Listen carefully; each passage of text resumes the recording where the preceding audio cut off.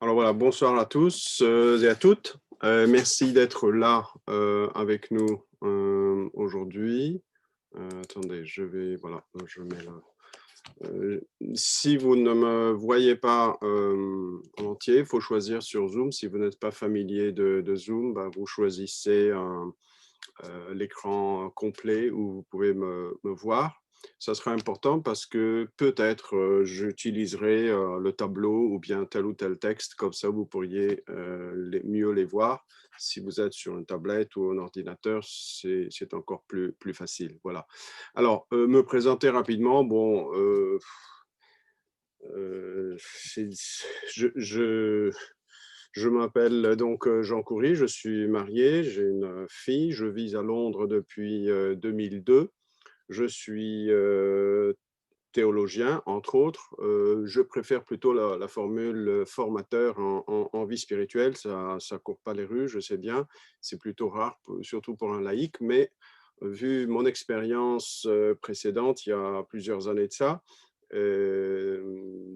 j'avais fait une longue expérience chez les Carmes, surtout les Carmes du Sud, en France. Et c'est ce qui explique un peu la toile de fond un peu de ce que je fais. Et puis, bon, vu cette expérience-là, j'ai voulu continuer à enseigner la vie spirituelle, la formation. Donc, je dois énormément à cette expérience précédente.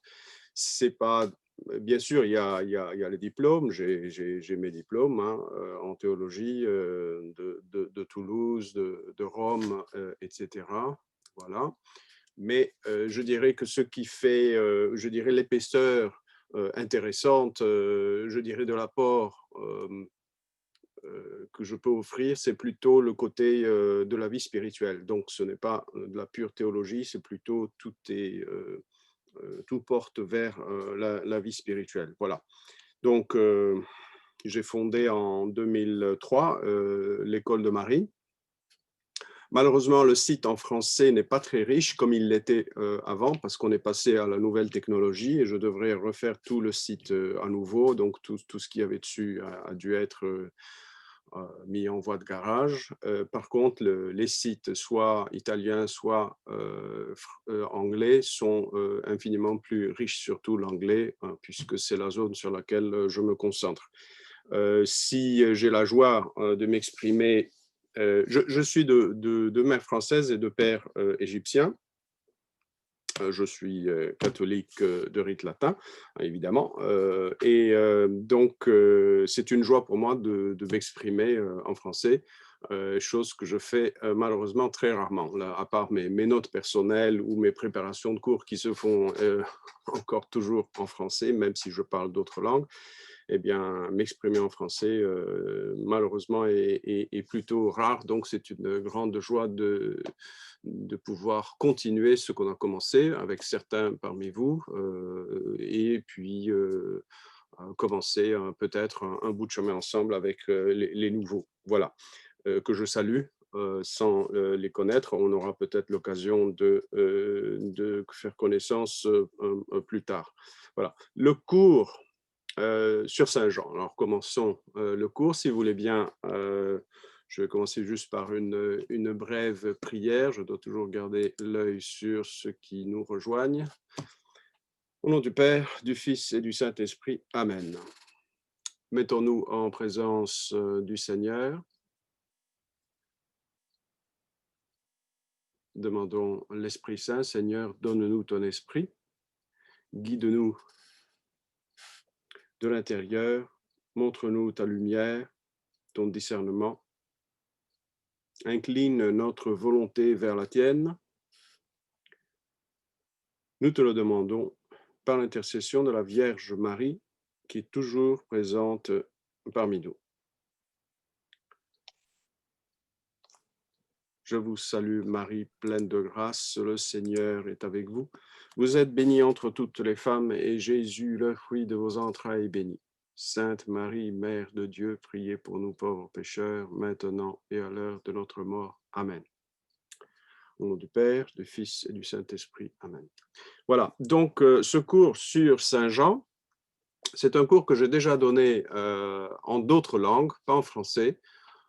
Je l'ai donné en ligne pour un groupe au Caire en 2006. Ensuite, je l'ai donné en présentiel, comme on dit aujourd'hui, en 2008 en Italie, mais tel quel, tout le cours sur Saint-Jean. Et ensuite, je l'ai donné il y a 3 ans, en 2017, en anglais, ici même à Londres, là où je me trouve. Je suis dans la paroisse Sainte-Marie des Anges, donc à Londres même. Voilà. Et donc, il y a déjà un peu de, je dirais, d'expérience, mais je dois tout, je pense, au premier cours que j'avais lancé et aux découvertes qui se faisaient au fur et à mesure du cours. Et oui, ça arrive. Voilà. Donc, permettez-moi d'expliquer un peu l'approche du cours. Je suis un peu surpris de voir que certains ont été un peu intimidés par la liste qui a été proposée des différents sujets, surtout par le premier sujet. Il y a des gens qui ont dit « Ouh là là, c'est de la théologie, etc. Ça, c'est du haut vol ». Ce n'est pas du tout le cas parce que l'approche du cours est plutôt une approche spirituelle. Alors, si vous permettez, je vais prendre partager mon tableau. Comme ça, vous pourrez suivre normalement. Voilà. Alors, il y a, quand on aborde le texte biblique, j'explique un peu, si vous voulez, la première partie sera plutôt pas trop longue quand même, mais je pense que c'est important pour que vous sachiez exactement ce que je ferai, la méthode que je ferai, et que j'utiliserai plutôt, etc. Excusez-moi, j'essaye d'ajuster. Ouh là là, j'essaye d'ajuster.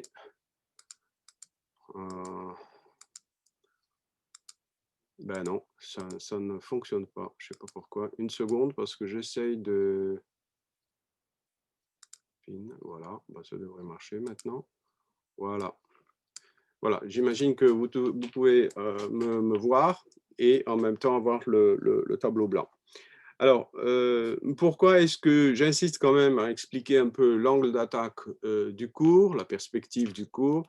Bah, tout simplement parce que peut-être certains parmi vous ont été déjà intéressés par l'évangile de Saint Jean, ont déjà lu peut-être des commentaires ou des explications de cet évangile. Eh bien, j'essaye quand même brièvement de vous donner une idée de ce que vous pouvez trouver sur le marché. Alors, sur le marché, en théologie, même si vous suivez un cours en théologie, vous avez pour l'instant dans l'Église 2 niveaux ou 2 types d'approche du texte sacré. Alors, le premier type d'approche, c'est tout simplement l'exégèse, ce qu'on appelle aujourd'hui l'exégèse. Okay. Donc, c'est l'analyse du texte, surtout dans son sens littéral, comme on ferait avec n'importe quel texte de littérature. Sauf que notre texte date quand même d'environ un peu plus de 19 siècles, et donc il faut tenir compte du contexte culturel, etc. Donc l'exégèse, aujourd'hui, c'est plutôt le travail du texte, de la lettre du texte. D'accord? Bon. Et évidemment, si vous étudiez la théologie, ce ne sera pas notre cas à nous, je vais m'expliquer, vous aurez certainement des cours d'exégèse sur Saint Jean, sur tous les livres de la Bible. C'est nécessaire, mais malheureusement, c'est fait plutôt rapidement parce qu'on ne peut pas, en 3-4 ans de théologie, aller trop en profondeur. Ça dépendra ensuite de l'effort personnel pour aller plus loin. Alors, il y a aussi, depuis déjà des dizaines d'années, ce qu'on appelle la théologie biblique. La théologie biblique. Théologie biblique. Alors, la théologie biblique, alors l'exégèse ne suppose pas nécessairement la foi. Ça peut vous scandaliser, ça peut vous choquer, mais vous pouvez être un expert en exégète, vous pouvez avoir une foi, je dirais, très faible, mais ça ne vous empêchera pas d'exercer votre métier d'exégète, de faire vos recherches, et il y a une moult méthodes au niveau exégétique, hein. On triture le texte, mais vraiment à volonté. Il y a eu une sorte d'explosion beaucoup plus puissante après 1965, avec cet élan de liberté et d'appui plus grand sur la science. Eh bien, disons que ça s'est répandu très fortement, jusqu'à même parfois toucher à des choses qui atteignent un peu la foi, hein, parce que le travail du texte est indépendant du donné de la foi. Voilà un peu ce qui est un peu aride dans le travail de l'exégèse. On travaille le texte et on essaye de savoir, dans le contexte historique de ce texte-là, qu'est-ce que ce texte veut bien dire. D'accord? Bon, alors, tandis que la théologie présuppose de la foi et présuppose un regard de foi. Donc, si vous voulez, l'exégèse s'appuie surtout sur la lumière naturelle de la foi, de la raison, pardon, hein, lumière naturelle de la raison, hein. Par contre, la théologie biblique va déjà présupposer la foi, c'est-à-dire une lumière qui n'est pas en contradiction avec la lumière naturelle de la raison, mais qui est une lumière supérieure qui prend l'intelligence humaine et qui l'élève pour qu'elle puisse voir, je dirais, un peu plus dans le texte. Alors ça, c'est ce que l'on a aujourd'hui dans l'Église. Et l'une et l'autre, l'exégèse et la théologie biblique, ont leurs propres méthodes qui sont utilisées et qui sont plutôt bien rodées. La tendance en général dans l'Église, encore aujourd'hui, c'est de tenir compte, je dirais, du travail très sérieux des exégètes, mais surtout de s'appuyer sur ce qui est sûr et qui amène une sorte d'accord plutôt général entre les exégètes. On ne s'amuse pas en général dans l'Église à choisir tel ou tel sens d'un texte qui serait un peu excentrique et peut-être pas nécessairement utile. La théologie biblique s'appuie sur les données de l'exégèse et, comme je l'ai dit, va aller plus loin. C'est-à-dire qu'elle va offrir un regard de foi, elle va essayer de voir, par exemple, prenons un exemple, nous avons l'évangile Saint-Jean, puisque c'est notre sujet, eh bien, on va essayer de comprendre la théologie de Saint-Jean, c'est-à-dire que comment est-ce que Saint-Jean comprend les différents éléments de la vie chrétienne, quelle est sa théologie. Donc, voilà un peu, ce sera le travail de la théologie biblique. Par exemple, un bel exemple que l'on a vu plutôt récemment par le pape Benoît, qui a voulu un peu assainir, je dirais, l'état des choses, parce que l'exégèse a pris énormément de place, au point où parfois ça ébranle un peu certaines données de la foi. Et donc, il a voulu proposer, je dirais, des différentes méthodes et un style, je dirais, beaucoup plus pacifique et plus solide quelque part aussi. Voilà. Donc ça, ce sont les approches qui sont disponibles autour de nous. On a eu aussi plus récemment, ça c'est un peu à la mode, je ne sais pas en France, mais bon, on le voit déjà en Italie et puis dans le monde anglo-saxon, etc. C'est de voir des livres qui sortent qui sont ni de l'exégèse littérale, ni de la théologie biblique, mais c'est un genre un peu nouveau. Et vous aurez comme titre du livre Lectio Divina sur l'évangile de Saint Jean, par exemple. Alors imaginez, c'est un auteur qui a lu l'évangile Saint-Jean, qui a fait un peu sa méditation spirituelle sur l'évangile et qui nous offre un peu, il partage avec nous les résultats un peu de ces méditations. Donc, il prendra, je ne sais pas moi, paragraphe par paragraphe, péricope par péricope, et il nous donnera un peu ses lumières à lui. Voilà. On aura tendance, bien sûr, quand on fait ce genre de travail, eh bien, d'offrir quelque chose qui s'appuie quand même sur à la fois les résultats solides de l'exégèse littérale, excusez-moi, il y a un nœud là, et les résultats, bien sûr, plus concordants de la théologie biblique. Mais ce sera quelque chose de différent, c'est un style différent, c'est un contenu différent, c'est une méditation spirituelle de l'auteur. Voilà, ça existe. Donc, c'est Lectio Divina sur l'évangile sur Saint Jean. Voilà, on va faire comme ça. D'accord? Bon, alors, l'approche de ce cours, voilà, où en est-on par rapport à ces trois approches-là? L'approche de ce cours est plutôt une approche qui se situe à un étage, je dirais, peu exploré encore aujourd'hui, qui serait un troisième étage ici. Donc, si on a le premier étage, c'est l'exégèse qui utilise la lumière naturelle de la raison. On a le second étage, c'est celui de la théologie biblique. Attendez, je jette un coup d'œil s'il y a des participants qui veulent entrer. Non, c'est bon.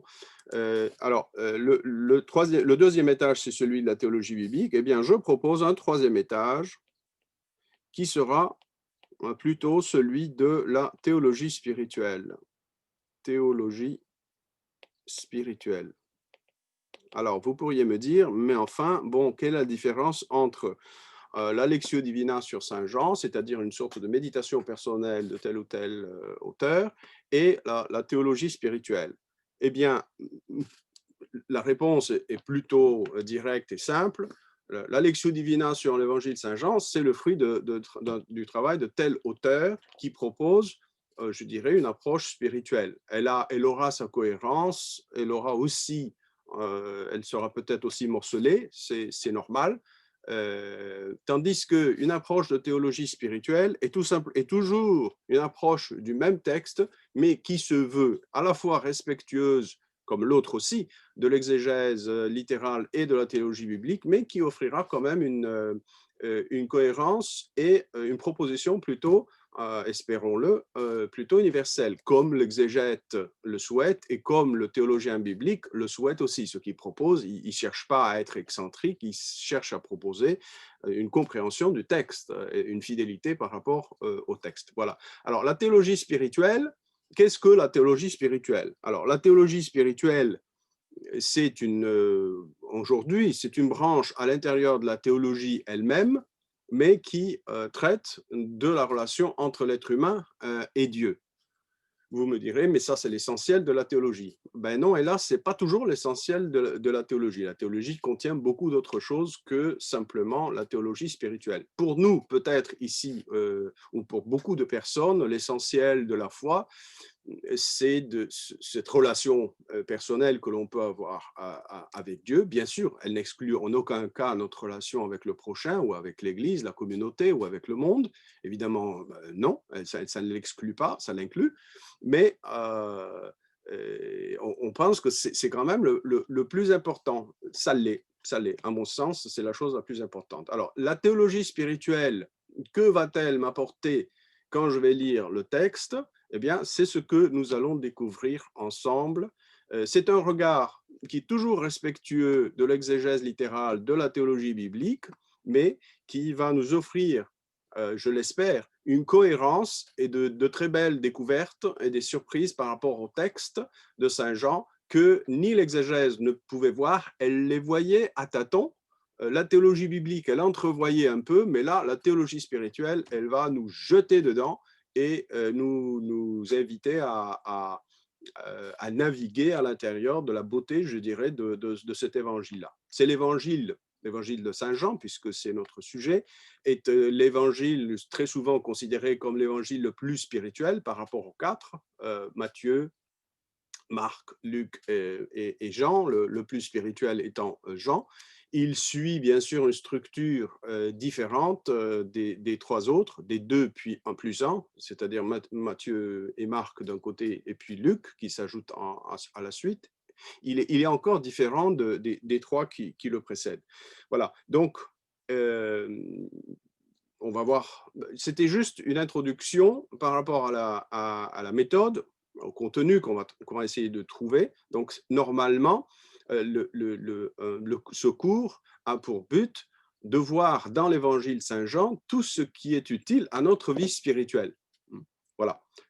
Ça présuppose, j'insiste, ça présuppose tous les apports de l'exégèse, tous les apports sérieux qui convergents de l'exégèse littérale. Ça suppose bien sûr tous les résultats, les bons résultats de la théologie biblique, mais espérons-le, ça ira beaucoup plus loin que tout ça.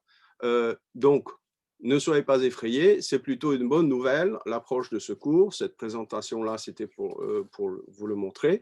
Normalement, c'est beaucoup plus juteux. Hein. Cette approche du cours ici, c'est beaucoup plus juteux. Certainement, je respecterai le texte, mais j'espère que tout d'un coup, on commencera à mieux voir à la fois la structure de cet évangile, mais aussi le contenu, les étapes et tout ce qu'il nous propose. C'est une aventure très belle. J'espère que vous aurez le loisir de le constater par vous-même. Voilà. Et donc, sans plus attendre, passons, si vous voulez bien, à l'évangile de lui-même, l'évangile de Saint Jean. Donc, en deuxième point, aujourd'hui, ce que j'aimerais faire avec vous, c'est tout simplement de parler de Saint Jean lui-même. D'accord? Alors, on va essayer de parler de Saint Jean. Excusez-moi, j'essaie d'ajuster mon écran. Voilà. Alors, je vous dis d'emblée quelque chose de très important, c'est que je suis un des très rares à continuer à croire, et j'essaierai de vous montrer le pourquoi de la chose, que l'auteur de cet évangile est toujours et encore le même Saint Jean, l'apôtre du Seigneur, qui est mentionné dans les différentes listes des 12. Vous allez me dire, mais on a toujours cru que Saint Jean était l'auteur de cet évangile. Eh bien, pas tout à fait, surtout depuis 62, depuis un article, et ça a suivi, d'un certain Pearson Parker en 62, qui a publié un article, je pourrais vous passer l'article. Il présente 21 raisons pour lesquelles il considère qu'il est légitime de douter que Saint Jean l'apôtre, celui, comme il est dit dans l'évangile lui-même de Saint Jean, qui a reposé sa tête contre la poitrine du Seigneur durant la dernière scène, eh bien, n'était pas l'auteur de ce texte. 21 raisons pour dire non, il y a beaucoup d'incohérences dans cet évangile, dans le texte que nous avons aujourd'hui, et donc le dernier auteur qui a mis la main dans le texte, au texte plutôt, n'est pas Saint Jean l'apôtre, ne peut pas être Saint Jean l'apôtre. Bon, personnellement, je trouve que les raisons ne tiennent pas. J'essaierai justement de vous montrer en grande partie aujourd'hui, mais aussi au fur et à mesure qu'on avance, que bon, les apparentes incohérences de cet évangile-là, avec la hauteur et la profondeur de la théologie spirituelle, c'est-à-dire cette lumière beaucoup plus profonde que la simple lumière de la foi, c'est une lumière spirituelle, toujours c'est la lumière de la foi, mais plus approfondie, plus profonde, où l'Esprit Saint travaille plus fortement. Eh bien, c'est la perspective du cours. Eh bien, je tâcherai de vous montrer que, en fait, il y a une profonde cohérence dans le texte, et ça vous permettra vous-même de vous approprier le texte et de naviguer par vous-même. C'est le but un peu de ce cours aussi, c'est pas simplement de raconter des choses ou de faire découvrir des choses, mais c'est de vous aider à vous approprier le texte, c'est dans le sens de pouvoir par vous-même naviguer dans le texte, ayant compris un peu où est-ce qu'il va. D'accord? Bon, alors, juste au passage, pour vous donner une idée un peu des objections, que les objections n'étaient pas, ce ne sont pas de sottes objections de ce fameux Pearson Parker. Différentes objections, une des plus fortes selon le père Boimard, qui est un exégète français, décédé hélas il y a à peine quelques années. La plus forte, c'est celle qui touche la transfiguration. Je ne sais pas si vous êtes familier des évangiles, mais vous vous souvenez quand même du passage qui traite de la transfiguration, qui raconte que le Christ a pris avec lui Pierre, Jacques et Jean, et qu'il est monté sur une haute montagne, seul, et que son visage et ses habits ont été transfigurés. Apparaissent Moïse et Élie,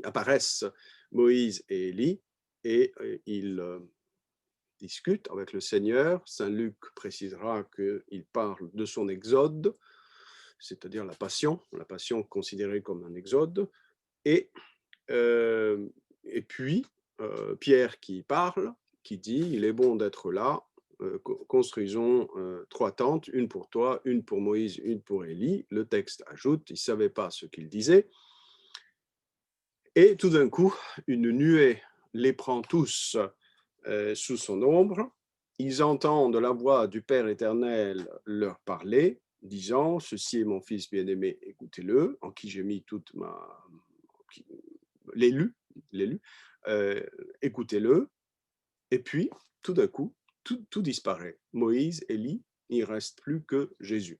Et en descendant, Jésus leur dit, le Seigneur leur dit, ne dites rien à personne à propos de cette vision avant ma résurrection. Alors, la grosse objection de Pearson Parker, c'est comment se fait-il que, selon les synoptiques, Jean est présent, entre autres, parce qu'il est présent aussi à d'autres événements, il est présent à la transfiguration, et il n'y a pas un mot de Saint Jean, apparemment.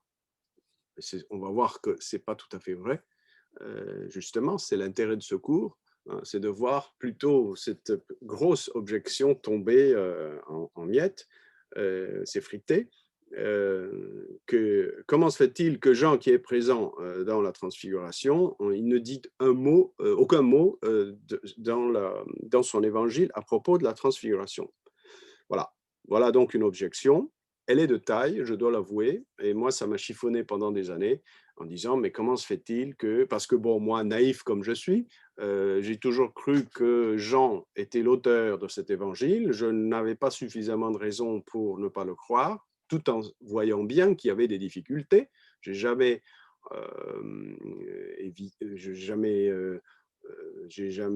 fait la sourde oreille à ces difficultés-là. Mais en même temps, ça chiffonne, quoi. S'il était présent à la transfiguration, c'est quand même un événement, une grâce qui n'est pas sans valeur, même sans valeur spirituelle. Donc, il a dû être marqué par cet événement-là. Comment se fait-il qu'il n'en parle pas? Voilà la grosse question. Hein. Comment se fait-il que Jean ne parle pas d'un tel événement? Voilà. Donc, voilà un peu pour vous donner une idée des objections.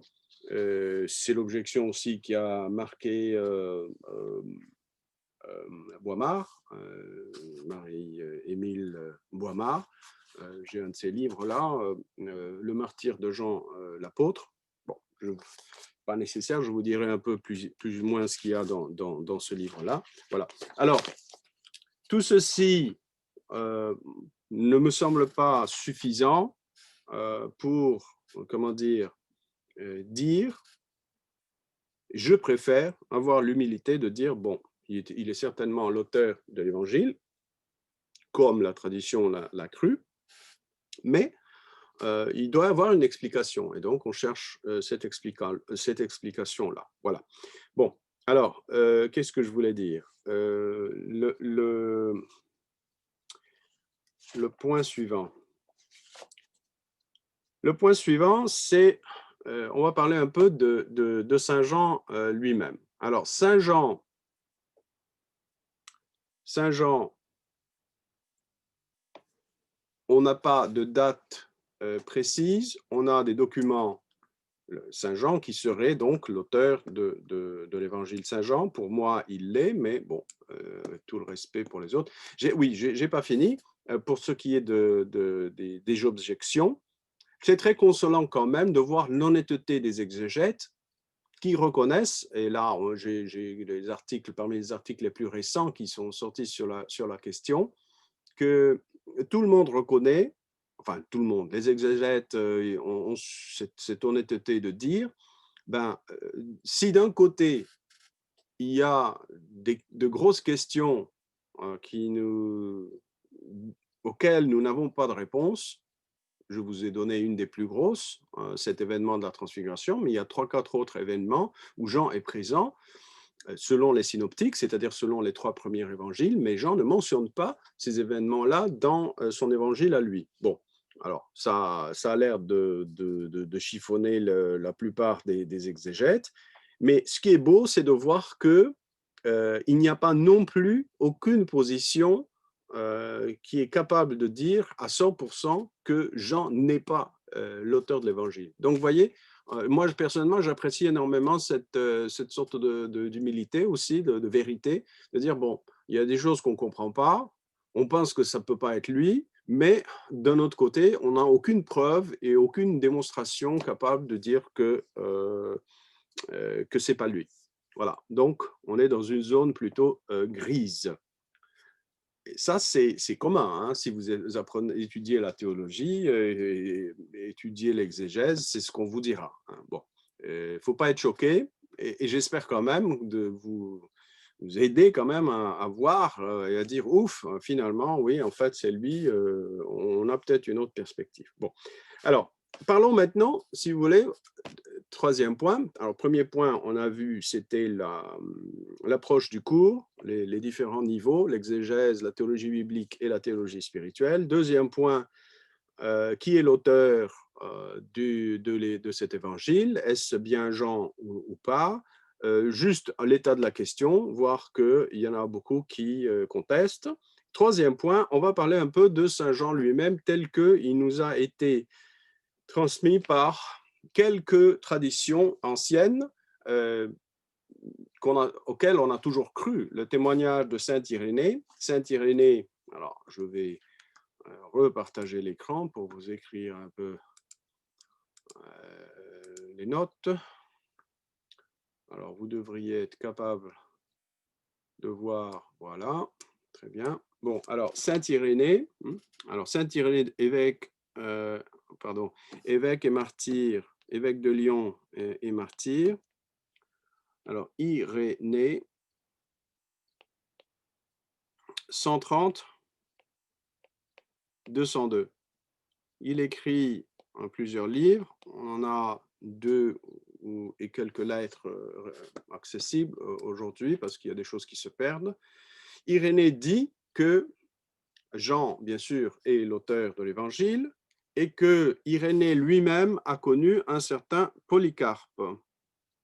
Polycarpe n'est pas un inconnu, vous pouvez même lire certaines des lettres de Polycarpe. Donc, ce ne sont pas des personnages inconnus. Irénée a des livres contre les hérésies, c'est un livre très connu, et Polycarpe a écrit différentes lettres écrites avant son martyre. Alors, Polycarpe est né en 70, on pense, est mort en 155 ou 167, martyr.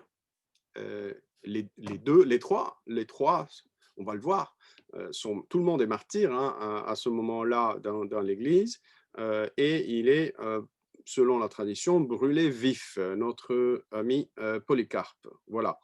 Et puis, on a Saint Jean, qui lui, alors c'est des dates approximatives, évidemment, nous n'avons aucune preuve absolue, mais c'est plutôt environ l'an 10, il naît, et environ, donc il a connu le Christ, il devait avoir 20 ans, autour de 20 ans, peut-être un peu moins, peut-être 18 ans, on ne sait pas, il est jeune, plutôt jeune, et il meurt, on ne sait pas exactement la date exacte, il y a des traditions. Il y a des traditions. Si vous allez à Éphèse, par exemple, vous avez de fortes traditions, même l'endroit où il aurait été donc enterré, etc. Bon, voilà donc Irénée. Que dit Irénée? Irénée dit que Polycarpe, il a connu Polycarpe dans sa jeunesse et que Polycarpe a connu Jean. Donc nous avons des personnes qui sont liées entre elles et donc Irénée nous raconte que Jean a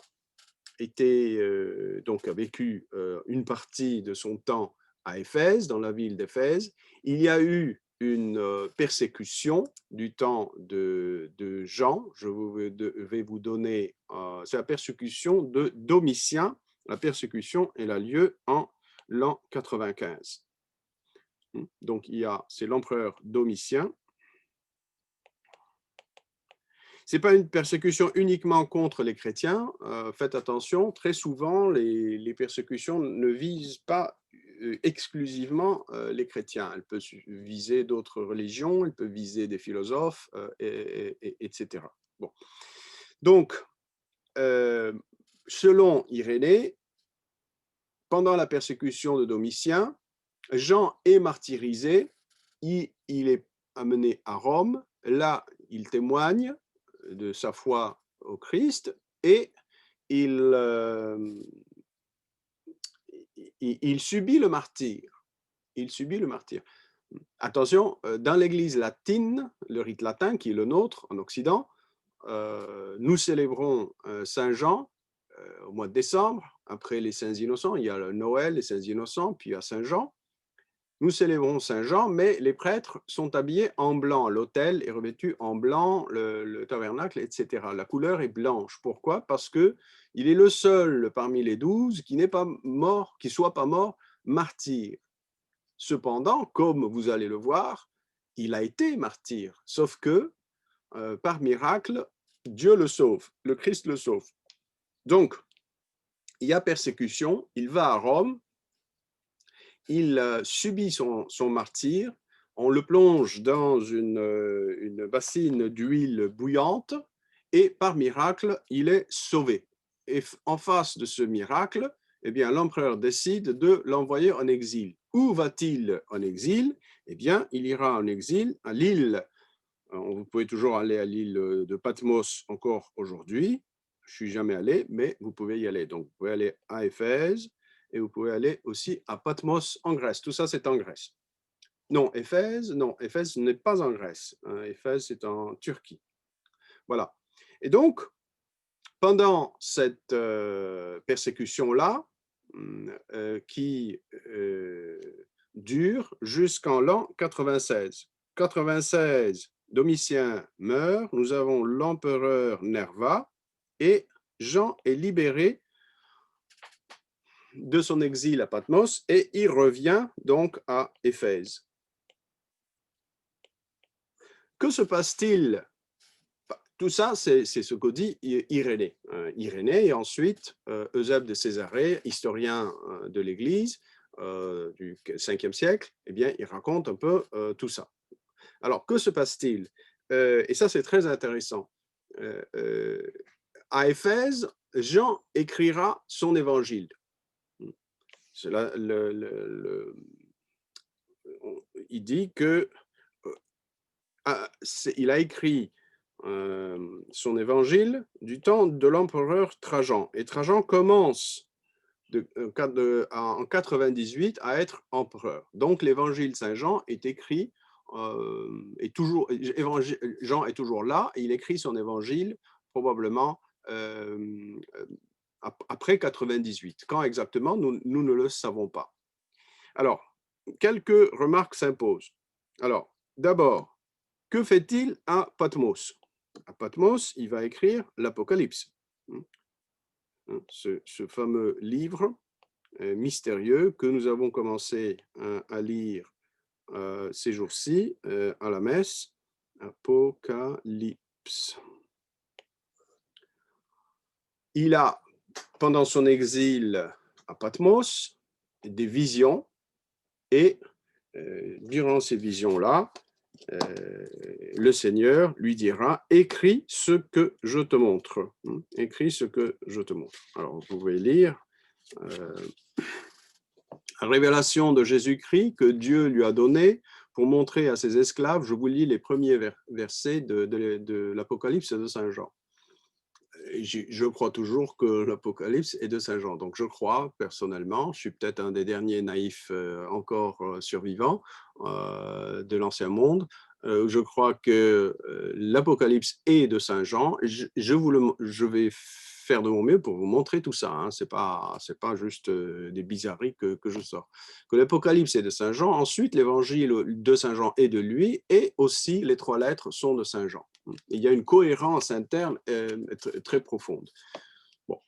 Alors, je vous lis les premiers versets de l'Apocalypse. Révélation de Jésus-Christ que Dieu lui a donné pour montrer à ses esclaves ce qui doit arriver bien vite. Et il l'a signifié par l'envoi de son ange à son esclave Jean, donc Jean, lequel a attesté la parole de Dieu et le témoignage de Jésus-Christ,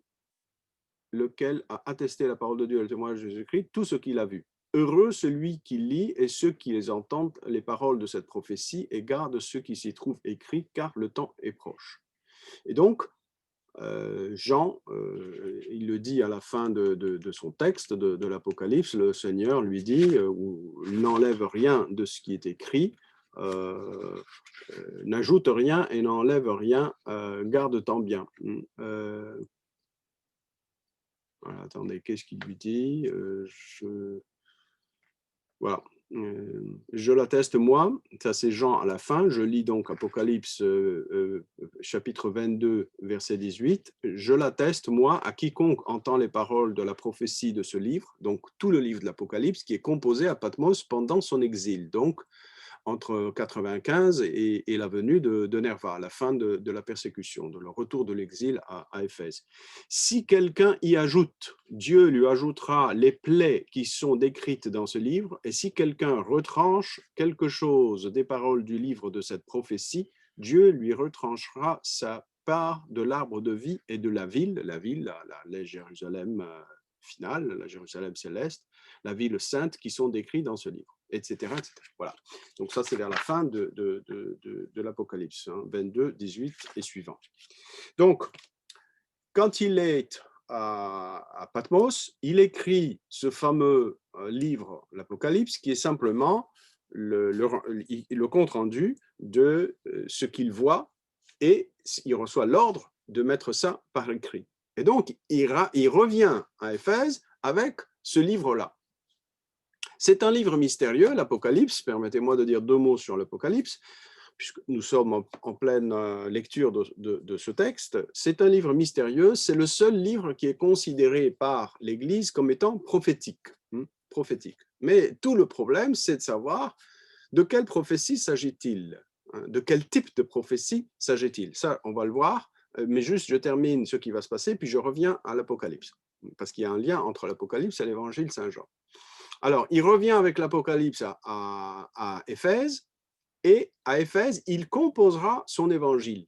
L'évangile qui nous intéresse dans ce cours, c'est un texte qui n'est pas écrit en tous les cas la forme finale, parce qu'il peut très bien avoir des notes personnelles, ça, il n'y a aucun problème à ce niveau-là. Le grand exégète Boimard s'est amusé à essayer de trouver les premières strates du texte, et il a publié un livre, et donc on a un peu tout le Nouveau Testament, les 4 évangiles, et sous leur forme que lui considère être première, c'est-à-dire les premières notes. Bon, quel intérêt ça a? Peut-être que certains trouveraient beaucoup d'intérêt dans ça. Et donc, c'est un texte, en fait, finalement très réduit, ce qui est considéré comme étant le plus ancien, la forme la plus ancienne. Donc, la forme finale, si vous voulez, la rédaction finale, c'est une rédaction qui a lieu après l'Apocalypse. C'est très intéressant. Hein. Ce n'est pas quelque chose qui a lieu dès le début. Jean est très âgé, disons à peu près qu'il doit avoir autour de 86 ans, quand il écrit son évangile. Et donc, jusqu'à l'âge de 85, il n'avait pas une forme finale de son évangile. Il ne l'aura qu'après 2 événements fondamentaux. Son martyr, un martyr qui n'est pas manqué, mais c'est un martyr qui est suivi d'un miracle de survie, mais ça n'enlève pas le fait qu'il a vécu une expérience spirituelle très puissante. Ça, je vais y revenir parce que ça, c'est un point que je considère comme étant fondamental. Et les visions qu'il reçoit dans l'île de Patmos. Donc, il y a un enrichissement énorme par le martyr, le retour en vie, cette prolongation de sa vie, et les visions de Patmos. Et donc, quelque part, c'est cet apport énorme qui a lieu à ce moment-là, ces visions, cette expérience spirituelle, qui lui donneront une lumière beaucoup plus profonde, et j'espère qu'on pourra explorer cette lumière, ce qu'il voit, ce qui lui est donné de voir, qui va lui permettre d'écrire l'Évangile. Alors, j'avance quelque chose, on verra ce que ça vaut, vous verrez ce que ça vaut. À mon sens, à moi, l'Évangile de Saint Jean est la forme plus humaine, la forme plus facile d'accès, où le Christ, encore en vie, est présent, du contenu du livre de l'Apocalypse. Je répète, l'évangile Saint-Jean, il y a deux formes d'un même contenu. L'Apocalypse et l'évangile Saint-Jean ont absolument le même contenu. Sauf que l'un s'exprime de manière mystérieuse et on lui donne le label du fait que c'est quelque chose de prophétique,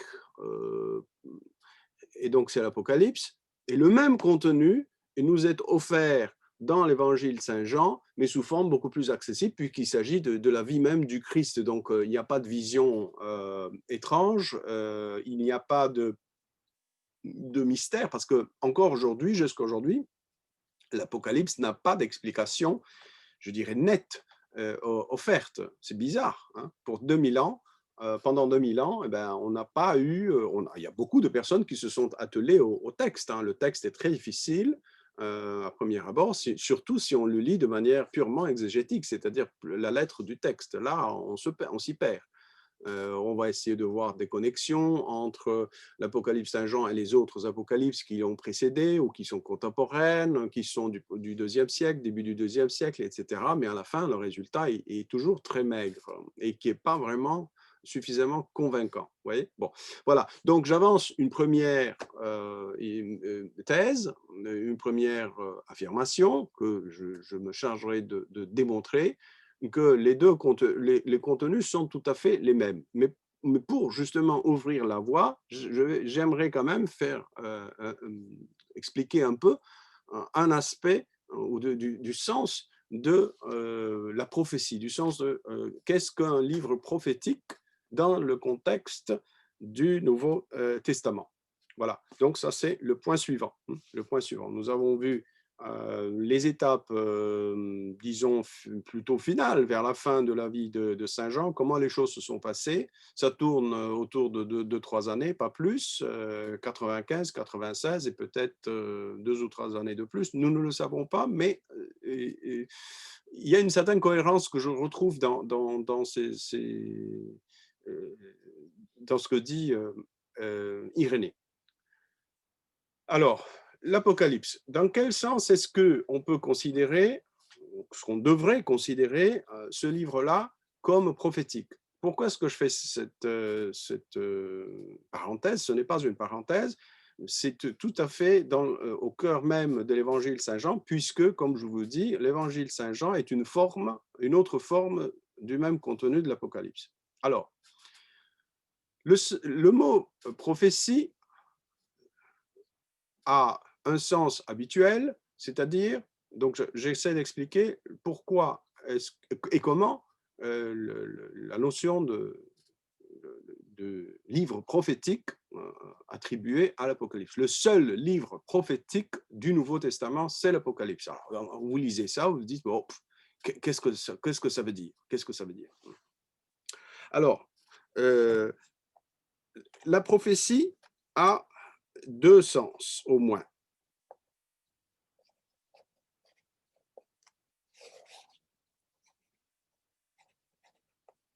Le premier, qui est le sens le plus commun, c'est-à-dire annoncer un événement futur. historique dans le temps futur. Quand, par exemple, dans l'Ancien Testament, nous avons les prophètes, donc le sens de la prophétie de l'Ancien Testament est tout orienté vers la venue du Messie. Les textes ont une certaine clarté, elle n'est pas absolue, elle n'est pas totale, et ce n'est qu'à la lumière du Christ que tout d'un coup, tout s'éclaire. Donc la lumière du Christ elle-même, qui est la réalisation de la prophétie, de la prophétie de l'Ancien Testament, de tout l'ensemble de la prophétie de l'Ancien Testament, et la lumière du Christ éclaire cette prophétie-là. Tout d'un coup, on comprend l'essence de ces textes. La passion du Christ est décrite dans l'Ancien Testament avec des termes voilés, et tout d'un coup, quand on lit la Passion et qu'on revient à l'Ancien Testament, on arrive à voir des éléments qui nous aident à approfondir et aller plus en profondeur dans l'Évangile lui-même. Donc, comme vous voyez, l'Ancien Testament a au moins deux niveaux. Un niveau qui annonce le Christ, et une fois que le Christ est venu, il y a un niveau qui nous raconte le Christ, qui non pas l'annonce, donc prophétiquement, mais qui nous le raconte, qui nous le donne, qui nous le communique. Mais il faut la lumière du Christ. Alors ici, la prophétie de l'Ancien Testament, c'est l'annonce d'un événement futur, d'un événement historique dans le temps futur. Et c'est ce qui se passe. Les prophéties de Daniel, des 70 semaines de Daniel, qui annoncent la venue du Christ, etc., les prophéties d'Isaïe et autres, les prophéties de Moïse lui-même, au livre de Deutéronome, au chapitre 18, il annonce qu'il y aura un grand personnage, un prophète. Mais ce ne sera pas n'importe quel prophète. Dieu lui donnera sa parole, etc. Voilà. Bon. Donc, voilà le sens évident et normal de la prophétie. Cependant, il y a un autre sens pour la prophétie, et c'est un sens typique, je dirais, et unique au Nouveau Testament. Qu'est-ce que la prophétie au sens du Nouveau Testament? Si vous ouvrez, par exemple, le livre des Actes des Apôtres, si je ne me trompe pas, au chapitre 13, il y avait des docteurs et des prophètes. Laissez-moi regarder.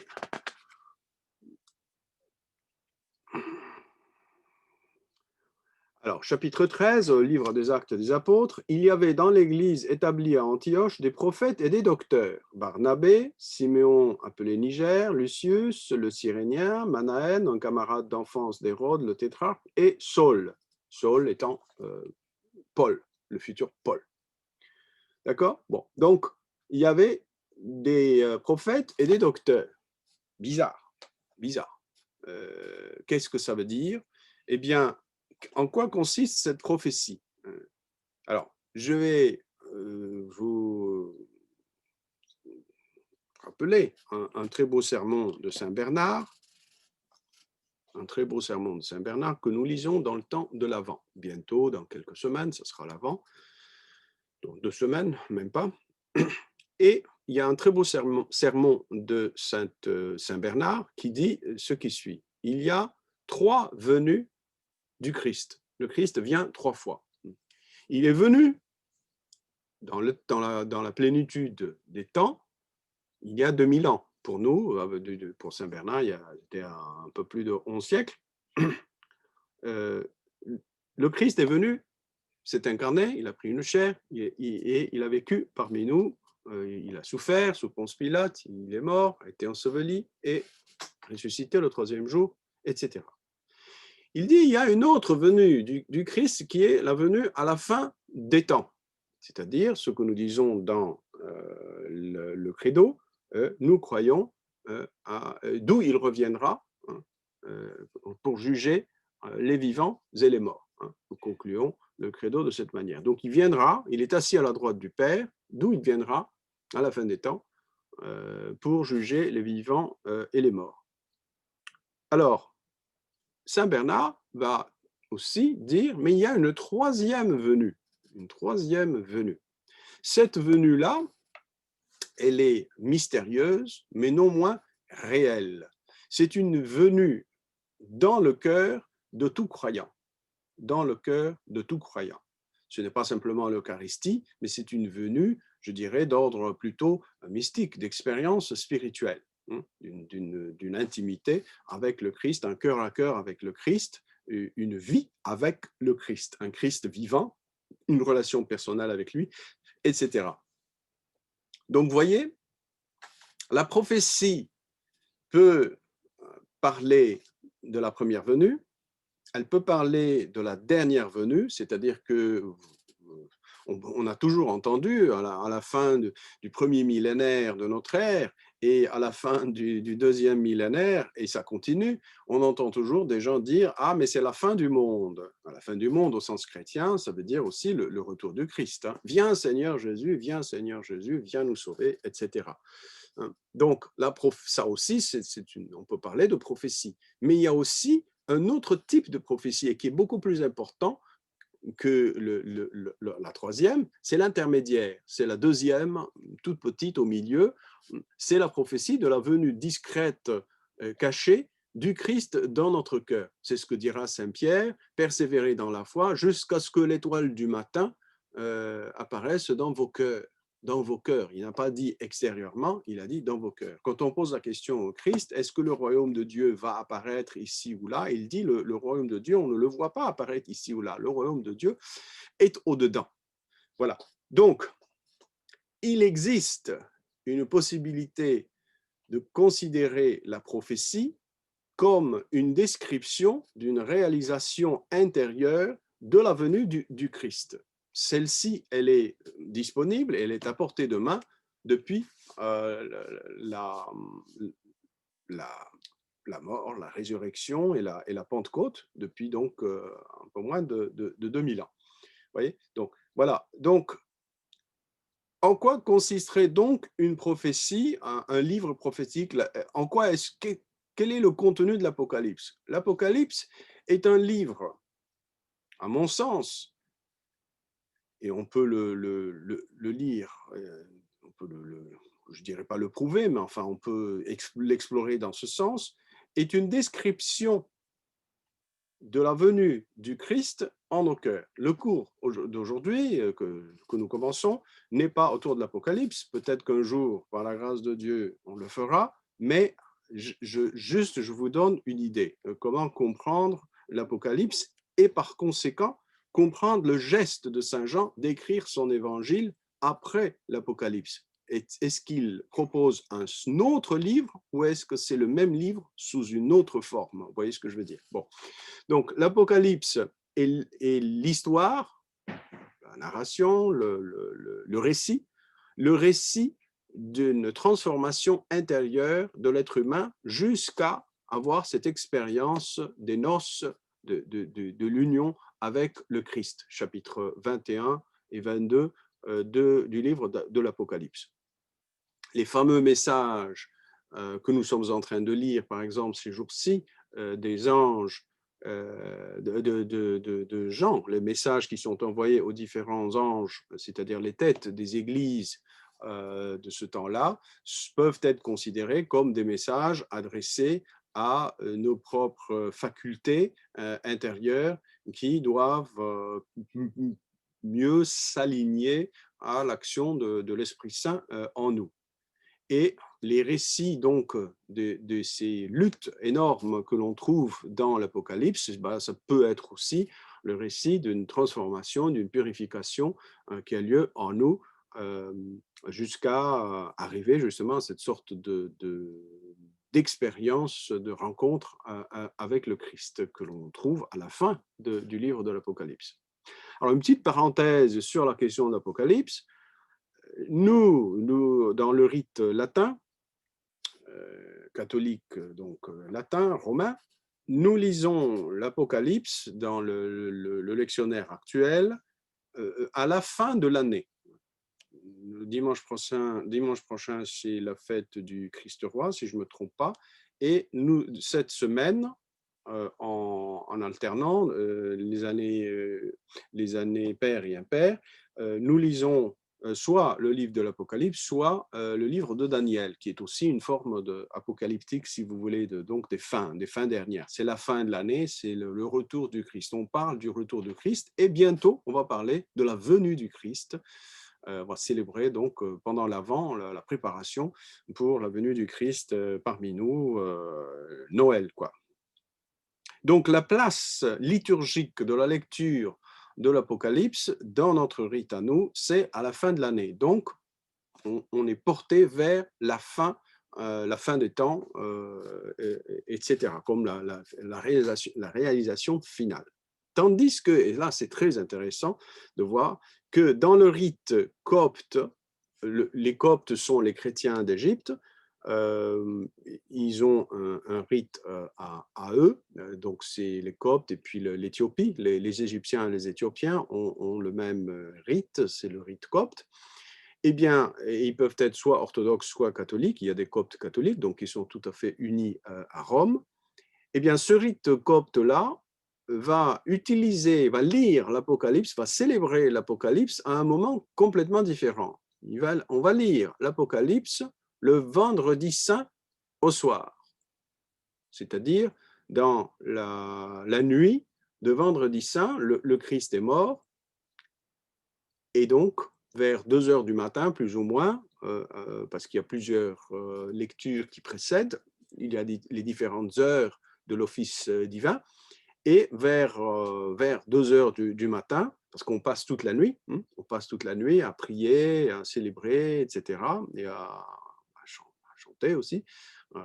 Et donc, on lit le livre de l'Apocalypse en entier, et on le célèbre liturgiquement à ce moment-là dans le rite copte. C'est quelque chose vraiment de sublime. Je l'ai vécu une fois. Moi, je ne suis pas de rite copte, je suis latin, mais j'étais au Caire il y a quelques années pendant la Semaine Sainte, et donc j'ai eu cette expérience à la fois spirituelle, liturgique et aussi théologique, puisque ça m'intéressait de voir un peu comment le rite utilisait l'écriture et utilisait le livre de l'Apocalypse. Eh bien, croyez-moi que vivre l'Apocalypse, cette lecture liturgique, on met un candélabre à 7 branches, il y a l'encensement, etc., pendant la lecture. Et puis, il y a des chants, c'est entrecoupé. C'est un livre, c'est une sorte de lectionnaire liturgique, donc c'est entrecoupé de chants. Et c'est un livre qui appartient à la liturgie, ce n'est pas simplement le livre de l'Apocalypse tel quel, c'est le livre de l'Apocalypse plus des chants intercalés, etc. Et donc, c'est le lire à ce moment-là, quand le Christ est mort, que le Christ, comme nous le disons dans le credo, il est descendu aux enfers, donc il est allé annoncer la bonne nouvelle à tous ceux qui sont morts dans l'espérance. Et nous, sur Terre, nous voilà, quand nous revivons ce moment-là qui a eu lieu une fois pour toutes il y a 2000 ans environ, le vivre de cette manière-là, je pense que ça nous fait entrer, je dirais, d'une manière complètement différente dans ce livre mystérieux de l'Apocalypse. Et vers la fin de l'Apocalypse, de la lecture liturgique, de la célébration de l'Apocalypse, le prêtre passe et oint le front de tous les présents, comme il est dit dans le texte, que tous ceux qui sont présents donc feront donc partie de ces élus. Donc voilà, un peu une petite, je dirais, récompense à ceux qui ont persévéré, parce que pas tout le monde peut aller passer la nuit, même si c'est la semaine sainte, c'est une semaine assez épuisante quand même dans le rite copte. C'est un rite extrêmement riche, 7 jours, mais vraiment même plus que 7 jours, puisqu'il faut compter le dimanche des Rameaux. C'est d'une intensité incroyable. On passe presque toutes les journées, on les passe à l'église et non pas à la maison.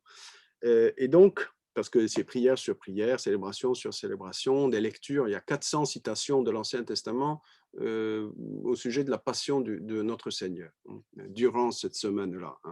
L'Ancien Testament est cité 400 fois, environ 400 fois, pour signifier la passion et la résurrection du Seigneur. Et là, tout d'un coup, nos yeux s'ouvrent et on commence à voir des choses dans les textes qu'on ne voyait pas avant. Voilà. Voilà. Je ferme donc cette parenthèse pour vous montrer que le livre de l'Apocalypse est entendu et compris, au moins liturgiquement, d'une manière un peu différente de la nôtre. Voilà. Bon, alors revenons donc à notre cher Saint Jean, et essayons de voir un peu ce qui se passe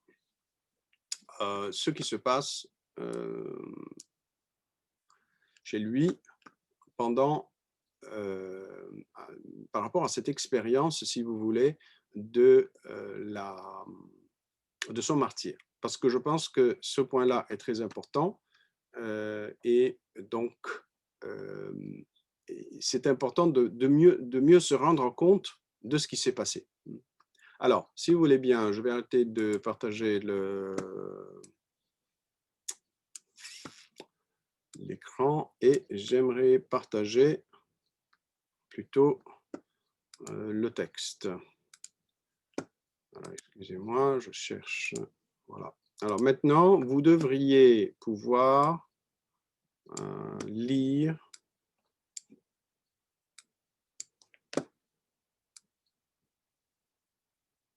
Voilà, ça c'est un fichier qui est ouvert dans mon ordinateur et voilà, un peu j'ai agrandi peut-être, etc. Bon, alors je vous mettrai si vous voulez ce texte-là en ligne plus tard.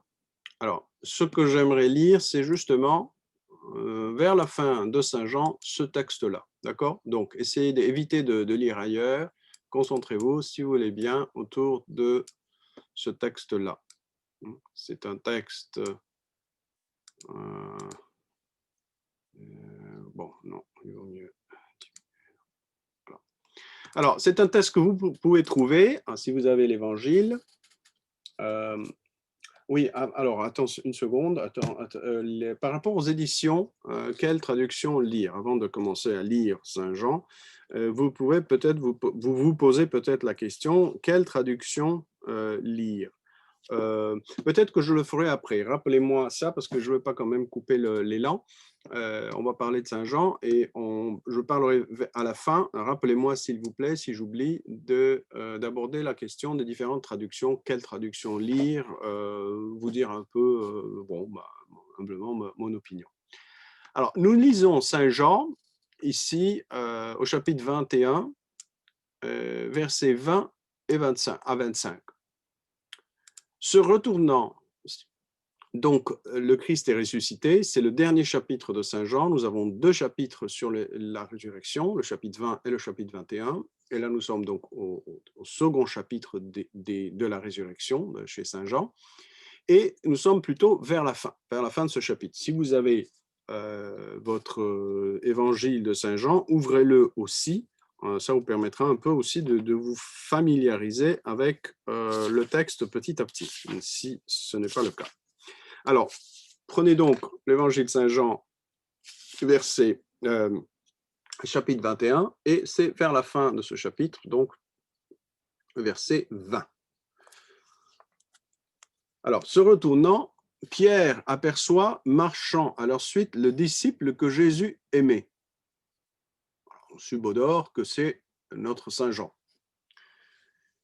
Celui-là même qui, durant le repas, s'était penché sur sa poitrine et avait dit « Seigneur, qui est-ce qui te livre ?» Donc, Jean se décrit lui-même de deux manières, en disant, il se qualifie, il se résume, si vous voulez, avec deux moments très proches l'un de l'autre d'ailleurs. Un, il est penché sur la poitrine du Seigneur, donc très proche, une sorte oui, une sorte d'intimité, si vous voulez, qui n'aimerait pas être si proche du Seigneur. Et en même temps, il se décrit lui-même comme étant celui qui pose cette question et qui recevra lui seul la réponse. Seigneur, qui est celui qui te livre. Ça, c'est une petite parenthèse. Ça sera assez constant quand même, les parenthèses que j'ouvre, petites ou grandes. Bon, c'est comme ça. Jean est le seul qui va entendre la réponse. Pierre ne va pas entendre la réponse du Seigneur. Jean est le plus proche, Pierre est assis un peu plus loin, juste un cran plus loin. Et donc, c'est Jean qui reçoit la confidence du Seigneur que c'est Judas qui va le livrer. C'est plus tard qu'on l'apprendra, que les apôtres l'apprendront, mais pour l'instant, il n'y a que Jean qui l'apprend. Vous noterez que Jean ne tuera pas Judas, ou ne fera rien pour empêcher Judas. Ça aurait été le cas de Pierre. Peut-être que Pierre aurait zigouillé glorieusement Judas. Mais heureusement, ça ne s'est pas passé comme ça. Le bon Dieu, le Seigneur, respecte la liberté de Judas et il savait où est-ce qu'il allait. Bon, fermez la parenthèse. Seigneur, qui est-ce qui te livre? Voilà, c'est comme ça que Jean se décrit lui-même. Il est le confident de la chose la plus pénible qui a pu être dite par le Seigneur. C'est Judas qui va me livrer. Le voyons donc, verset 21. Le voyons donc, Pierre dit à Jésus, Seigneur, et lui? Jésus lui dit, si je veux qu'il demeure jusqu'à ce que je vienne, que t'importe toi? Toi, suis-moi. Alors, si vous voulez, remontons un peu plus loin, un peu plus haut dans ce même passage. Donc, si on remonte au verset 18, voilà ce qui est dit. Parce qu'il faut comprendre quand même le contexte. C'est Jésus qui annonce à Pierre sa fin. Comment est-ce qu'il va mourir? En vérité, je te le dis, c'est Jésus qui parle à Pierre, verset 18. Quand tu étais plus jeune, tu mettais toi-même ta ceinture et tu allais où tu voulais. C'est-à-dire, c'est toi qui décidais. Mais quand tu auras vieilli, tu étendras les mains et un autre te mettra ta ceinture et te mènera où tu ne voudrais pas. Et Jean ajoute, il dit cela pour signifier par quel genre de mort Pierre glorifierait Dieu. Ayant dit cela, Jésus, lui dit, suis-moi. Donc, vous voyez que Jean écrit bien après la mort de Pierre. Pierre meurt vers, je ne sais pas moi, 65, 67, par là. Hein, l'an 65, 67, par là. Et donc, Jean raconte une histoire, Pierre n'est plus là déjà. Donc, Jésus vient d'annoncer à Pierre qu'il allait mourir. Une petite parenthèse, le fameux « autre qui te mettra ta ceinture et te mènera où tu ne voudrais pas », selon, si je ne me trompe pas, saint Antoine le Grand, dans une de ses lettres, il dira que cet autre qui mettra la ceinture et te mènera là où tu ne voudrais pas, c'est l'Esprit Saint. Donc, ce fameux « autre », c'est l'Esprit Saint. Faites attention, quand je vous propose une lecture, faites attention, ne pensez jamais que c'est l'unique possible lecture du texte. Ce n'est pas par manie que je dis ça, mais c'est vrai. Faites attention, la parole de Dieu est très riche. Et donc, s'en remettre à une seule interprétation, en général, je parle, il y a des textes où on est obligé, il y a un sens littéral qui est clair, on ne peut pas vraiment le tordre. Mais se prêter qu'à une seule lecture et dire voilà, j'ai compris finalement ce texte-là et voilà la lecture, non, vous l'avez compris aujourd'hui comme ça, peut-être que demain vous aurez un approfondissement ou une autre lumière ou une autre lecture qui vous éclairera. Donc faites attention tout le long de ce cours et même de votre vie personnelle, c'est un conseil, je vous le confie humblement, faites attention, ne prenez pas de manière rigide une interprétation du texte. Si elle vous est utile aujourd'hui et qu'elle correspond au sens littéral, elle ne le tord pas, de tordre. Elle ne le tord pas et qu'elle respecte la foi chrétienne, le donné de la foi, prenez-la, il n'y a aucun problème. Faites la vôtre, mais ne dites pas elle est la seule. Si un frère ou une sœur chrétien, des chrétiens, nos frères et sœurs chrétiens, vous propose une autre lecture et qu'elle aussi respecte la lettre du texte et le sens de la foi, ayez l'humilité de dire, bon, ça va, la parole de Dieu, elle est riche, nous ne contrôlons pas, nous ne la possédons pas, c'est elle qui doit nous posséder. Voilà, je ferme la parenthèse. Voilà, ça c'était un petit truc. Donc voilà, si vous voulez, le contexte qui précède ce texte que nous lisons. Alors, se retournant, Pierre aperçoit marchant à leur suite le disciple que Jésus aimait. Donc déjà Pierre a reçu la prophétie qu'il allait mourir. Et Jean écrit ça bien après le martyre de Pierre à Rome. Et donc, Jean, voilà ce qu'il dit. Hein. Le voyant donc Pierre vient d'apprendre qu'il va mourir un jour, d'une certaine manière, en suivant le Christ. Il dit alors, et lui étant Jean, hein, et lui, qu'est-ce qui va se passer? Est-ce qu'il va mourir? Est-ce qu'il va mourir comme moi? Qu'est-ce qui va se passer? Vous voyez? Attendez, là, il y a quelque chose qui s'est passé. Bon, il y a quelqu'un qui est parti, qui est revenu là, parmi nous. Tant mieux. Voilà. Et donc, qu'est-ce qui va lui arriver? Et donc, voilà ce que dit le texte. Jésus lui dit, si je veux qu'il demeure jusqu'à ce que je vienne, que t'importe? Pas ton problème. Toi, suis-moi. Alors, Jean ajoute, Jean est toujours en vie quand il écrit. Mais il est en vie, c'est un miraculé. Ça, c'est j'admets le récit de Saint Irénée et le récit d'une certaine tradition qui nous est transmise, ancienne. Bon. Le bruit se répandit alors chez les frères que ce disciple ne mourrait pas. Or, Jésus n'avait pas dit à Pierre, il ne mourra pas. Mais si je veux qu'il demeure jusqu'à ce que je vienne. Vous voyez? Si je veux qu'il demeure jusqu'à ce que je vienne. Qu'est-ce que ça veut dire? Alors, il continue Jean et signe son évangile. C'est ce disciple, c'est-à-dire lui-même, celui qui s'était penché sur la poitrine du Seigneur, celui qui lui avait posé la question, qui va te livrer, celui qui était là, présent quand Jésus a annoncé la mort de Pierre, et c'est celui-là même qui écrit le texte, qui est toujours en vie, c'est ce disciple qui témoigne de ces faits et qui les a écrits. Et nous savons que son témoignage est véridique. Il y a encore bien d'autres choses qu'a faites Jésus. Si on les mettait par écrit une à une, je pense que le monde lui-même ne suffirait pas à contenir les livres qu'on écrirait. D'accord? Bon. Alors, pourquoi est-ce que je raconte ça?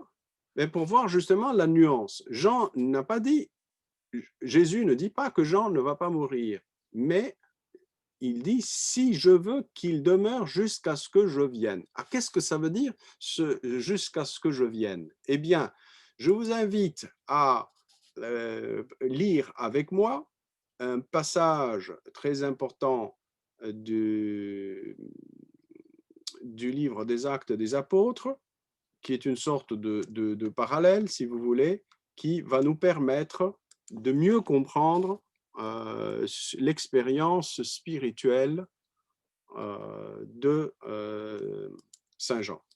Alors, si vous avez votre Nouveau Testament entre les mains, je vous invite à ouvrir... Attendez une seconde, parce que là, je vais vous donner le texte quand même, je vais vous le montrer. Ça, c'est pas une affaire, comme ça vous évitera d'aller chercher. Voilà le texte. Donc,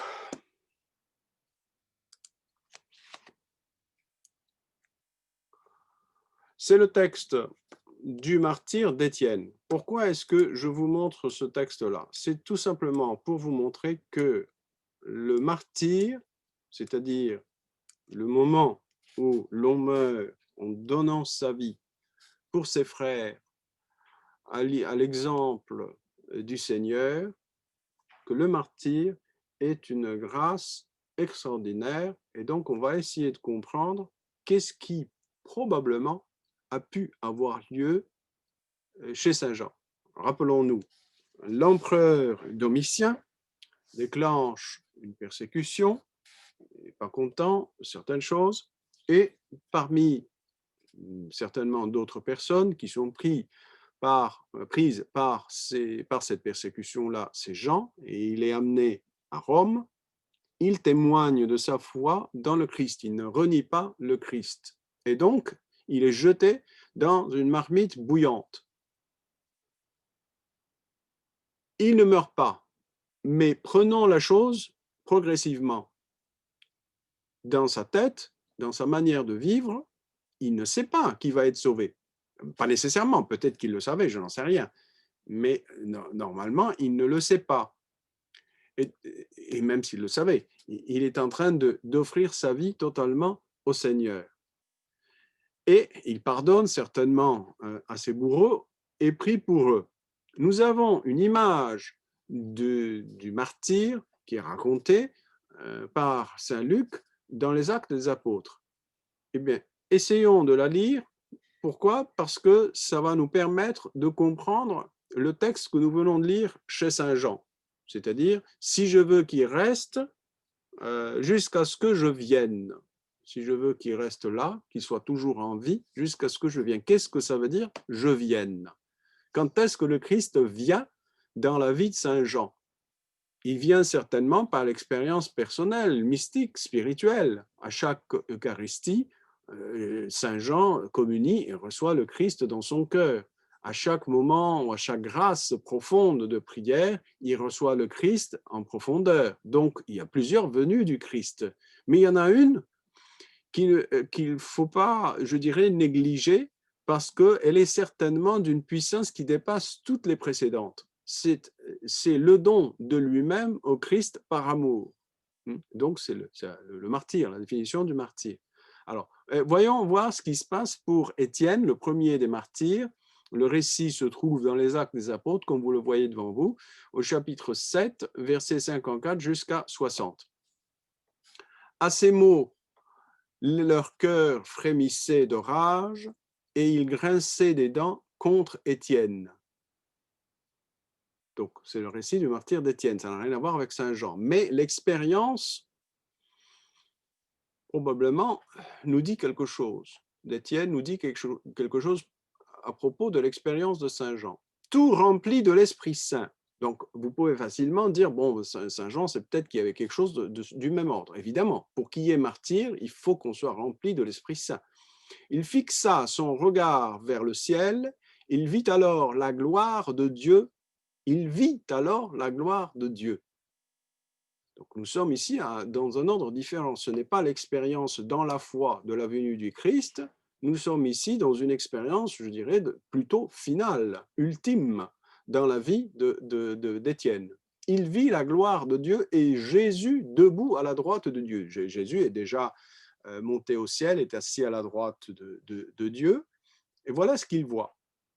Et que dit-il? Ah, dit-il, je vois les cieux ouverts et le Fils de l'homme debout à la droite de Dieu. Voilà donc possible, ce n'est pas nécessaire que ça soit exactement la même chose pour toute personne qui meurt martyr, qui donne sa vie pour le Christ et pour ses frères, mais voilà, c'est quelque chose qui pourrait nous aider à comprendre l'expérience spirituelle de saint Jean et par conséquent comprendre qui est l'auteur du texte qu'on va lire. L'auteur du texte qu'on va lire a eu cette expérience ou une expérience similaire, c'est Dieu qui connaît les cœurs et les scrutes, et elle sera suivie d'une multitude, de grand nombre de visions pendant qu'il sera en exil à Patmos. Alors, dit-il, je vois les cieux ouverts et le Fils de l'homme debout à la droite de Dieu. Jetant alors de grands cris, ils se bouchèrent les oreilles. Ça, c'est un contexte différent, bien sûr. Nous sommes à Jérusalem, je pense. Jetant alors de grands cris, ou en dehors de Jérusalem plutôt, ils se bouchèrent les oreilles et comme un seul homme se précipitèrent sur lui, le poussèrent hors de la ville. Voilà, on le pousse hors de Jérusalem parce qu'on ne peut pas tuer à l'intérieur de Jérusalem, et se mirent à le lapider. Les témoins avaient déposé leurs vêtements aux pieds d'un jeune homme appelé Saul, le futur Paul, et tandis qu'on le lapidait, Étienne faisait cette invocation. Alors là, on voit l'auteur, Luc, ici, veut montrer un peu le parallèle entre le Christ et son disciple Étienne, le premier martyr, quoi, le proto-martyr. Étienne faisait cette invocation, Seigneur Jésus, reçois mon esprit. Donc c'est voilà un acte d'amour, l'acte d'amour ultime, de pardonner et de se donner au Seigneur pour ses frères. Puis il fléchit les genoux et dit dans un grand cri, « Seigneur, ne leur impute pas ce péché. » Et en disant cela, il s'endormit. Voilà. Donc, voyez comment Saint Jean, qui est ce Saint Jean qui va écrire cet évangile? Eh bien, c'est quelqu'un qui a reçu, qui a vécu une expérience spirituelle, parce que le martyr, au fond, c'est une expérience spirituelle. Nous, on en reste à la manifestation, si vous voulez, extérieure du martyr, et par contre, le martyr, c'est une expérience spirituelle, c'est quelque chose qui a lieu au fond de nous-mêmes, indépendamment, quelque part, des causes externes du martyr, de la souffrance externe du martyr. Il y a un don de soi qui a lieu. Ça n'enlève rien à la souffrance, probablement à un moment donné, après, il y a une sorte de, peut-être, le côté spirituel, le côté lumineux, le côté glorieux va prendre le dessus, peut-être vers la fin, mais ça n'enlève rien du fait qu'il y a souffrance et autres. Alors, donc voilà ce que j'essaye de montrer. Quand Jésus dit à Pierre, que t'importe, toi suis-moi, si je veux que lui reste, qu'est-ce qu'il t'importe, que t'importe-t-il? Voilà donc le texte que nous lisions tout à l'heure. Hein. Si je veux qu'il demeure jusqu'à ce que je vienne, que t'importe? Alors, ce je vienne pourrait être considéré comme cette expérience du martyr. Donc, Jean, quelque part, est en train de nous dire, Jésus n'a pas dit qu'il ne mourra pas, bien que de fait, il ne meurt pas au martyr, mais il mourra par la suite. Il mourra par la suite. Et puis, il y a différentes traditions à propos. Jean, pendant très longtemps, a été considéré comme martyr. Ce n'est que plus récemment dans l'histoire de l'Église, surtout de notre côté à nous, que Jean a été considéré comme étant mort, pas martyrisé. Donc un second martyr. Là, nous ne savons rien à ce niveau-là. Je parle simplement des livres liturgiques, comment Jean était mentionné. Ce n'est pas une allusion à ce martyr-là, puisque là, il ne meurt pas. Voilà. Donc, voyez ici le texte. Le texte s'éclaire tout d'un coup. Hein. C'est un texte mystérieux, il n'y a pas d'explication. Mais si on pense que celui qui écrit ça après son martyr, donc il est passé par la mort et il a été maintenu en vie, ou il a été ramené en vie par le Seigneur, par un miracle.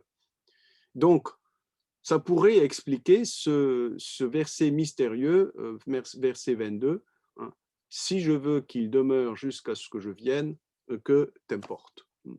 Toi, suis-moi. » Voilà. Donc, cette venue mystérieuse du Seigneur, cette expérience plutôt puissante du martyr, c'est quelque part un peu, ce fait quelque part de passer la ligne de la mort, d'expérimenter quelque chose, et puis de nous revenir par une grâce exceptionnelle. Jean est en vie à partir de ce moment-là par une grâce exceptionnelle. Hein. C'est la plupart, tous les apôtres sont morts et puis ils sont pas revenus. Tandis que lui, il est revenu. Il est revenu et il a reçu des visions et il nous donne 2 livres et 3 lettres. Le livre de l'Apocalypse, le livre de son évangile et les 3 lettres que nous avons. Donc, vous voyez, tout ça, ça a été écrit après son martyre et non pas avant. Voilà, à mon sens, à moi, ça éclaire énormément, je dirais, la puissance de son évangile et le fait que son évangile soit quand même assez différent, ne suive pas la même structure des autres évangiles, tout simplement parce que son évangile aura un autre but, je dis, ou plutôt plus exactement, un but beaucoup plus clairement énoncé et structuré. Il y a une architecture dans l'évangile Saint-Jean qui est éblouissante. Si vous aimez les belles cathédrales, si vous aimez l'architecture, si vous aimez, je dirais, l'aventure spirituelle, la croissance spirituelle, là, chez Saint Jean, on est servi royalement. Voilà. Donc, voilà ce que je voulais vous montrer au niveau de Saint-Jean. Ce sont des choses à méditer, évidemment, et à approfondir. Alors, deux choses encore avant que l'on termine. La notion de dernier des apôtres. Ça, c'est important au niveau ecclésial, si vous voulez. Saint Jean est considéré. Alors, est-ce qu'il y a des messages ou quelque chose? Non. Bon. Alors, Saint Jean est considéré comme étant le dernier des apôtres. Tous les autres sont morts bien avant lui, bien avant lui. Je parle des apôtres, hein, des 12. Saint Luc n'est pas un des apôtres et pourtant il est évangéliste. Saint Marc n'est pas un des apôtres, c'est aussi un des évangélistes. Saint Marc est un peu la voix de Saint Pierre. Bon, alors, avant de parler du dernier des apôtres, j'aimerais, dans ce contexte de dernier des apôtres, j'aimerais aussi souligner la grandeur de l'évangile de Saint Luc.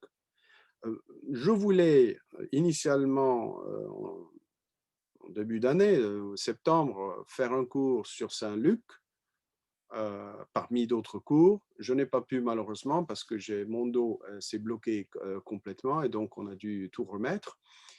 Et par contre, il aurait été intéressant, il serait intéressant de faire un cours sur Saint Luc avant Saint Jean. Pourquoi? Parce que Saint Luc fait un saut en qualité par rapport aux deux premiers évangiles qui le précèdent, Saint Marc et Saint Matthieu et Saint Marc, et même par rapport à Saint Paul. Il y a un saut énorme entre les deux du point de vue de l'enseignement du contenu de la doctrine. Je ne vais pas vous faire un cours, soyez tranquille, au niveau, je ne vais pas vous faire un cours sur Saint Luc maintenant, mais je signale simplement que au niveau surtout de la question de la Vierge Marie, il y a un saut énorme. Personne ne parle de la Vierge Marie, à part une mention très brève dans l'évangile Saint Matthieu, et en négatif dans la lettre aux Galates chez Saint Paul, puisqu'il dira il est né d'une femme, il est né sous la loi, etc. Et la loi pour Saint Paul, c'est quelque chose de négatif. La loi de Moïse ne nous apporte que la mort. Bon, donc c'était pas très,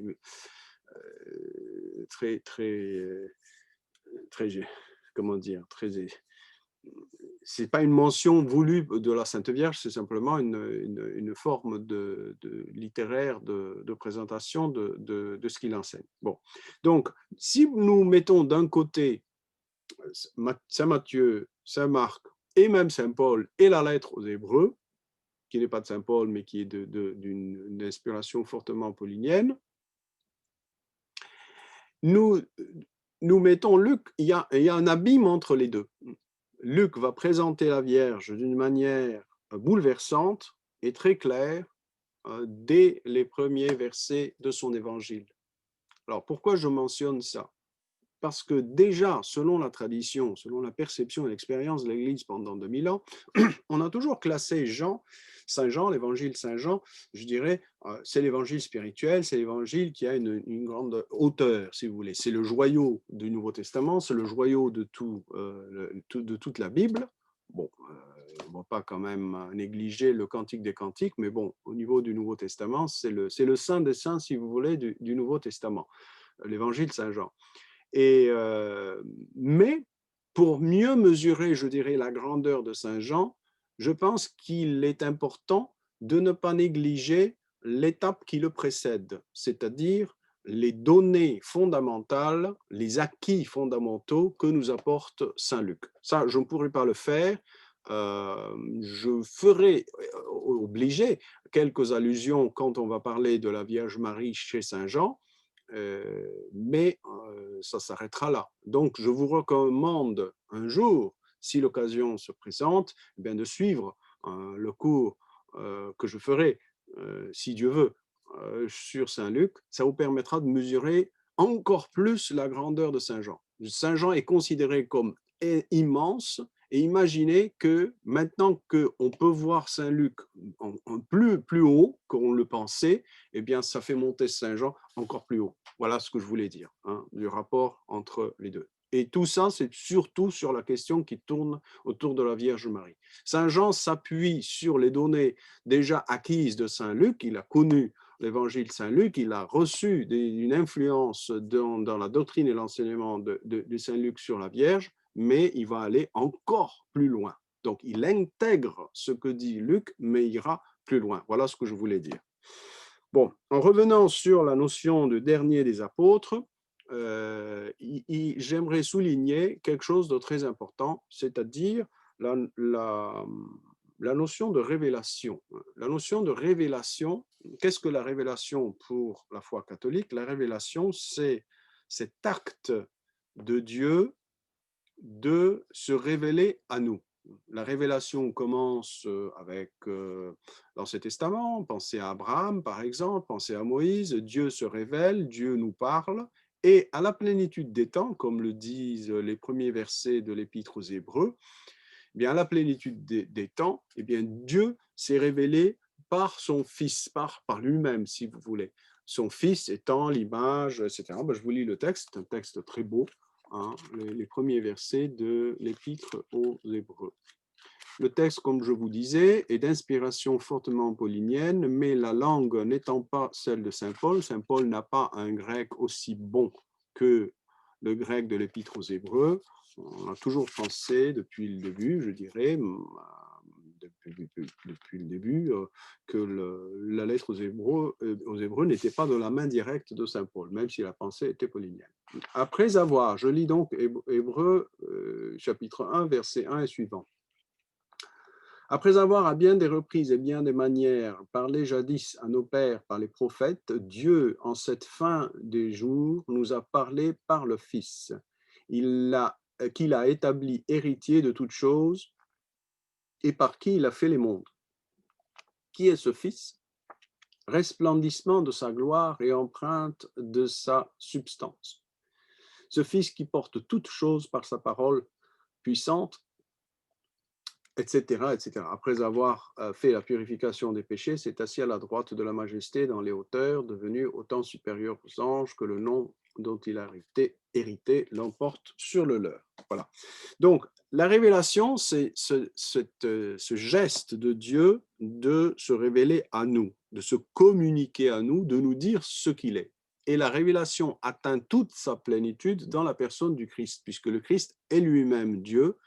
Et comme dit Saint Jean à la fin de son prologue, donc chapitre 1, à la fin du prologue de Saint Jean, prologue c'est les premiers 17-18 versets de l'évangile de Saint Jean, hein, et il est dit, Dieu, personne ne l'a jamais connu, hein, je vous le lis puisque on a le texte. Dieu, 1-18, Dieu, personne ne l'a jamais vu, un Dieu, Fils unique, qui est dans le sein du Père, donc lové dans le Père, le Fils dans le Père, celui-là l'a fait connaître. D'accord?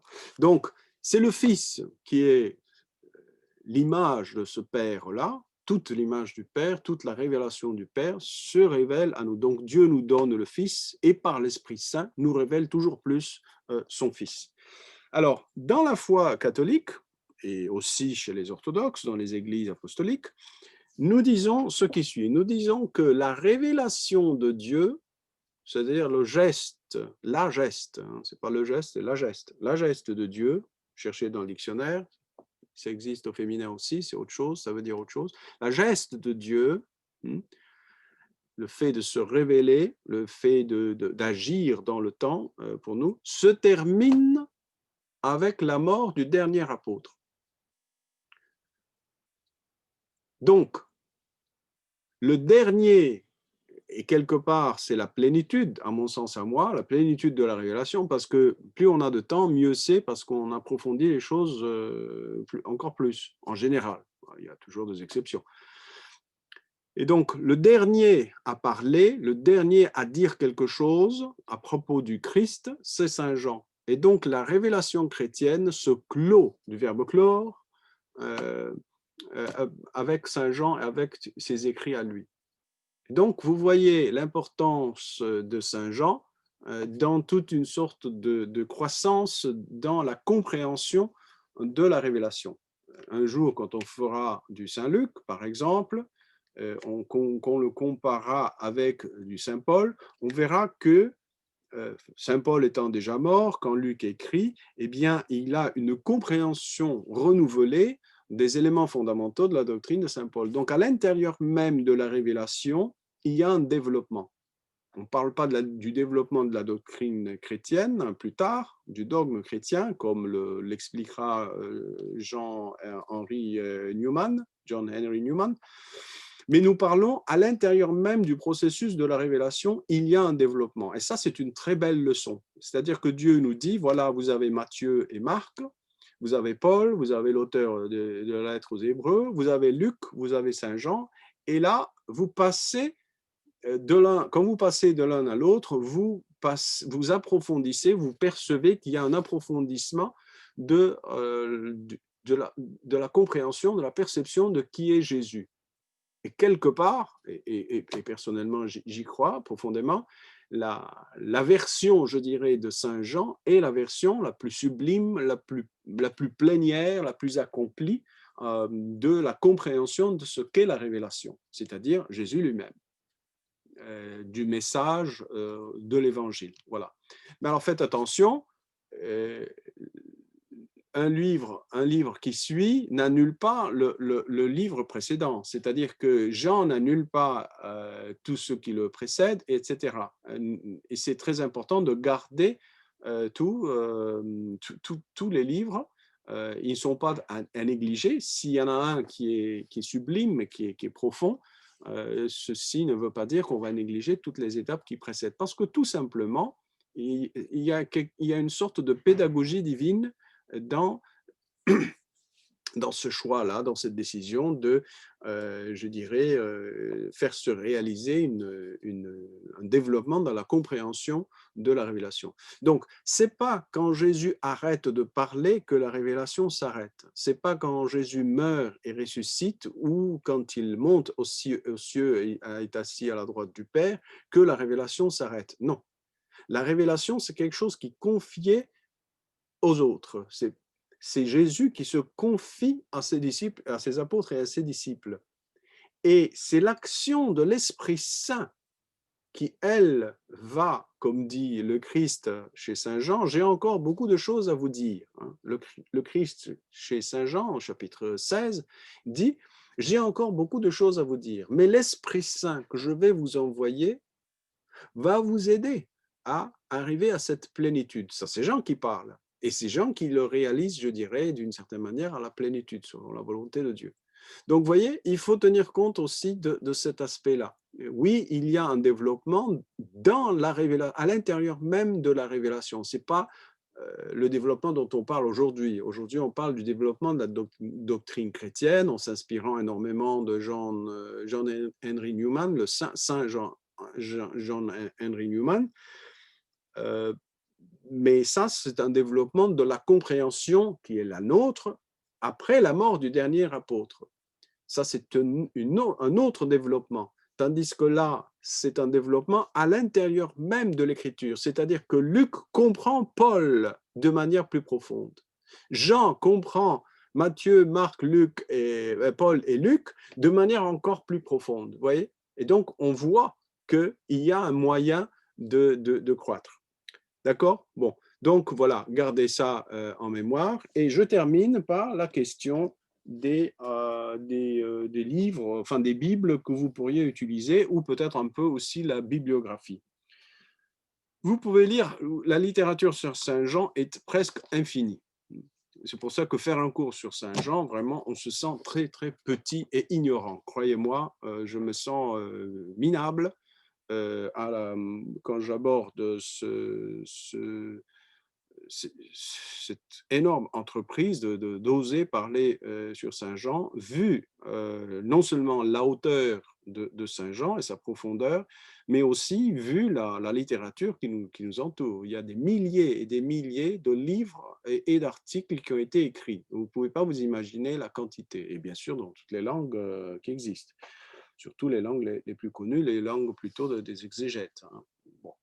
Et donc, j'ai pas envie de vous submerger par une bibliographie parce que ça risque un peu de ne pas aller dans le sens de ce cours. Ce cours, simplement, est une invitation à goûter le jus, combien l'évangile de Saint Jean est juteux et spirituel et nourrissant. Donc, il est question de presque de se réjouir, comme on se réjouit avec des amis ou avec un bon repas, etc. C'est un très bon repas, c'est un excellent repas, c'est le meilleur restaurant du monde, c'est Saint-Jean. Voilà. Donc, je vous invite plus à goûter le texte lui-même. Donc, je préfère parler d'abord des traductions. Ça aussi, il y a une liberté ici, et puis peut-être de tel ou tel livre si vous avez vraiment envie de lire quelque chose sur Saint-Jean. Alors, les livres, bah, je ne vais pas vous annoncer quelque chose de nouveau. Les livres sont les Bibles sont les Bibles que nous avons. Euh, D'accord, je vois une note ici. Pourrait-on avoir quelques références au sujet de l'interprétation de l'Apocalypse comme cheminement intérieur? Eh bien, je suis désolé. À ma connaissance, je suis le seul à le dire. Alors, je suis désolé de vous décevoir, Odile, mais ça sera fait le jour où je donnerai le cours sur l'Apocalypse, mais je ne l'ai pas vu de cette manière. Pourtant, ma lecture reste cohérente. J'ai assisté à un moment donné à quelques conférences d'un évêque au Caire il y a quelques années, mais il n'a rien écrit. Donc, mais ce n'est pas lui qui m'a donné l'idée, c'est quelque chose qui s'est développé au fil des années. Donc, je suis désolé, mais ça n'existe pas, à ma connaissance. Peut-être qu'il existe un auteur qui en a parlé, mais pas à ma connaissance. Voilà. Si quelque chose me vient à l'esprit, je vous le signale, Odile. Je suis désolé. Alors, pour les Bibles, vous avez les trois grandes Bibles, évidemment. Alors, souvenez-vous que nous lisons une traduction. Donc, ayons toujours l'humilité de ne pas être fanatique de telle ou telle traduction, d'avoir l'humilité de dire, bon, le texte original, du moins le texte que nous avons pour l'instant, c'est le texte grec. On pourrait à la rigueur dire le texte araméen aurait une certaine autorité, mais encore, les études ne sont pas suffisamment je dirais, poussé encore aujourd'hui, mais moi, je ne serais pas contre le fait de dire que le texte araméen de la Peshitta aurait une certaine autorité. Si vous avez envie de travailler sur la Vulgate, j'ai aucune objection, la traduction est très bonne, l'ancienne et la nouvelle. La Vulgate, c'est en latin. Bon, si vous êtes bon en latin. Alors, pour ce qui est de la langue française, nous avons les trois grandes traductions classiques, à ma connaissance, en plus de la traduction liturgique qui a été refaite et qui est bien faite.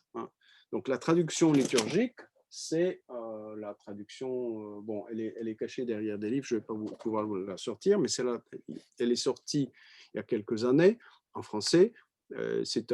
Tout le texte a été refait et a été bien fait, mieux que la liturgie qu'on avait dans le temps. Par contre, pour les traductions autres que la traduction liturgique, nous avons les trois grandes traductions, la Bible de Jérusalem, la BJ, la Bible Ostie, O-S-T-Y, Ostie et Trinquet, ce sont deux traducteurs de sulpiciens, et nous avons bien sûr la Tob, c'est-à-dire la traduction œcuménique.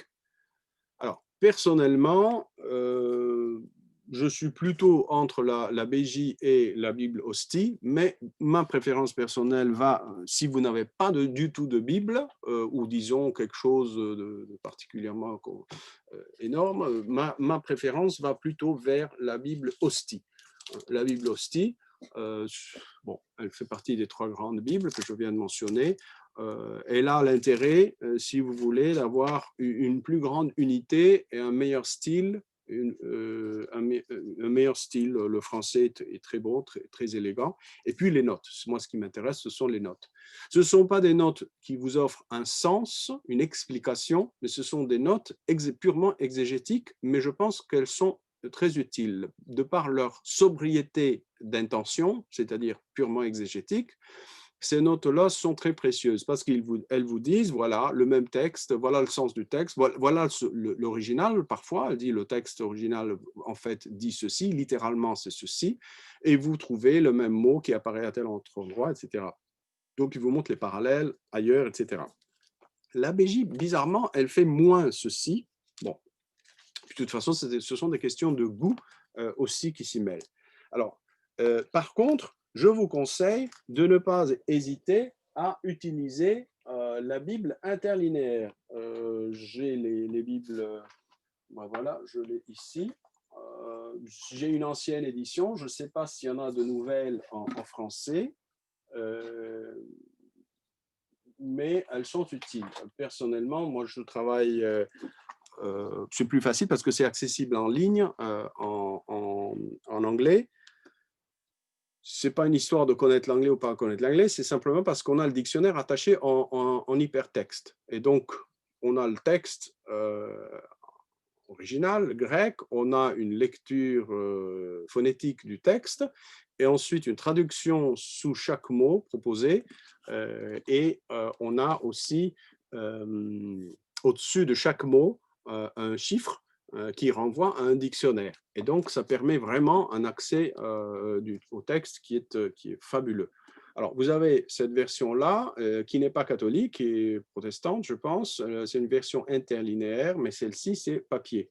Vous avez aussi la fameuse concordance du Cerf, qui est basée sur le texte grec et non pas sur le texte français. Vous allez me dire, nous, on n'a pas envie de nous casser les pieds, etc. Bon, je suis tout à fait d'accord. Vous optez pour une des grandes Bibles, si ça vous convient, tant mieux.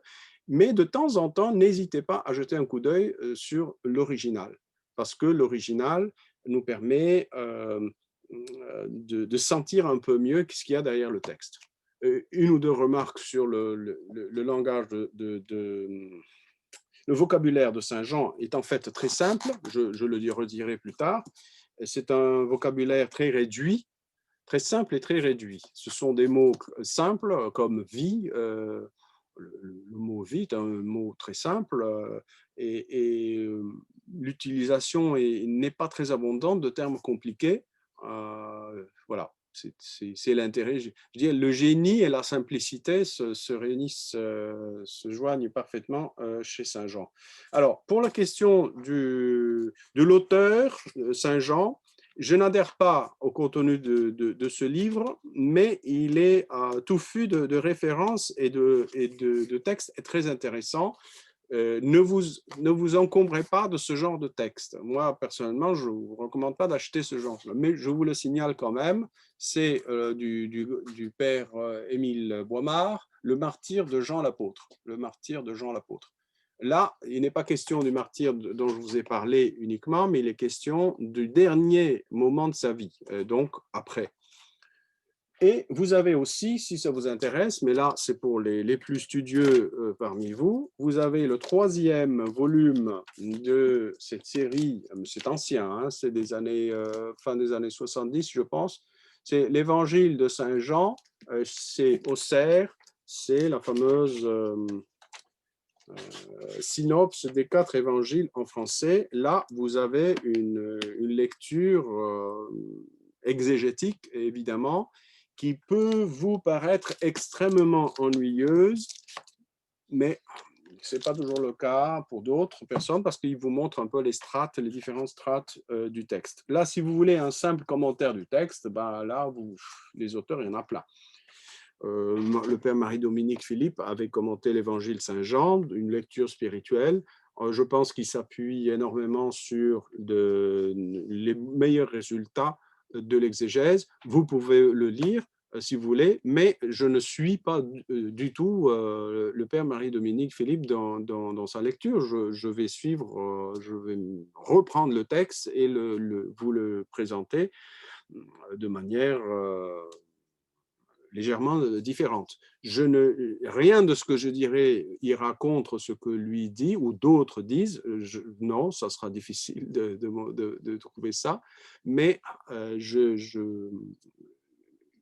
ce que je présenterai aura son intérêt en lui-même. Voilà. Alors, peut-être une ou deux questions au meilleur des cas. Avant qu'on se laisse, bon, j'arrête là, il y a un peu moins de 2 heures de temps. d'enregistrement, mais laissons la parole si quelqu'un voudrait poser une question de vive voix, ou même à Emmanuel, une question technique au sujet du cours. Alors, vous devez, pour pouvoir parler, enlever il y a votre micro est muet, il faut enlever vous-même le bouton. Il faut le mettre, voilà. Si quelqu'un veut poser une question, n'hésitez pas. Sinon, ben, on commencera la semaine prochaine, mardi suivant. Ouais. On va continuer. Je pense que je ne me trompe pas. Oui, on a plusieurs mardis de suite avant Noël. On va commencer. Oui. Oula. Il y a quelqu'un qui... Non, ça va pas marcher. Bon. Alors voilà. Est-ce que quelqu'un voulait parler? Je peux me... Moi, je ne vois pas bien si quelqu'un... Non? Bon. Alors, l'enregistrement va être mis en ligne. Il sera public. Et pour vous, pour revoir, si vous avez envie, si vous avez raté quelque chose, mais aussi si vous avez envie, vous pouvez le faire suivre à d'autres personnes qui peut-être seraient intéressées par ce cours-là. Donc, n'hésitez pas à communiquer le lien, ce sera sur YouTube, de cette leçon-là. Je suis désolé, je n'ai pas pris de pause au milieu, j'aurais dû m'arrêter juste 2 minutes au milieu, pardonnez-moi. Mais voilà, on va commencer donc à entrer dans le texte dès la semaine prochaine. Voilà. Vous ne pouvez pas évidemment deviner la beauté de ce cours-là, l'intérêt de l'évangile lui-même, puisqu'encore on n'a pas abordé le texte lui-même, à part quelques citations comme ça. Mais bon, voilà. Alors, gloire au Père, au Fils et au Saint-Esprit, comme il était au commencement, maintenant et toujours, et pour les siècles des siècles. Amen.